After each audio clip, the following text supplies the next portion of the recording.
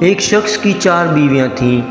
چوتھی بیوی سے وہ بہت محبت کرتا تھا اور اس کو بنانے سنوارنے میں ہر ٹائم لگا رہتا۔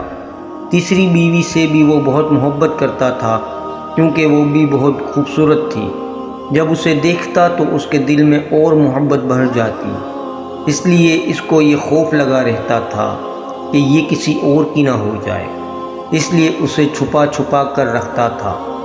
دوسری سے بھی اسے محبت تھی، اس لیے وہ اس کی ساری پریشانیوں کا حل اسے بتاتی اور ہمیشہ اس کی مدد کرتی رہتی۔ مگر پہلی بیوی سے وہ محبت نہیں کرتا تھا، لیکن وہ اسے بے حد محبت کرتی تھی۔ اب ہوا یہ کہ ایک دن یہ شخص اتنا بیمار ہوا کہ مرنے کے قریب ہو گیا۔ اس نے سوچا کہ میرے پاس 4 بیویاں ہیں، کسی ایک کو مرتے ہوئے ساتھ لے جاؤں۔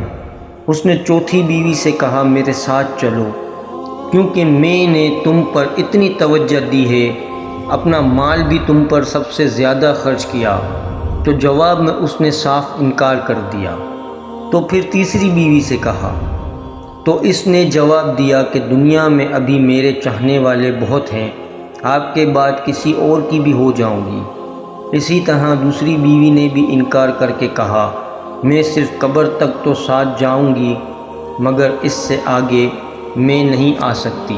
یہ شخص بڑا پریشان ہوا اور اچانک پیچھے سے آواز آئی کہ میں تمہارے ساتھ قبر تک چلوں گی، اگرچہ تم نے کبھی مجھے توجہ نہیں دی۔ جب اس نے پیچھے مڑ کر دیکھا تو اس کی پہلی بیوی تھی، جو عدم توجہی اور کم غذا کی وجہ سے بالکل کمزور ہو چکی تھی۔ اب یہ شخص بہت افسوس کرتا ہے کہ میں نے تمہیں سمجھنے میں غلطی کی، اگر میں آپ کی طرف توجہ دیتا تو آج تم میری قبر میں اچھی رفیق و ساتھی ہوتی۔ درس حیات میرے عزیز دوستوں، چوتھی بیوی سے مراد ہمارے عزا ہیں، جس کو بنانے سنوارنے میں ہم لگے رہتے ہیں، مگر مرتے ہی ہمارا ساتھ چھوڑ دیتا ہے۔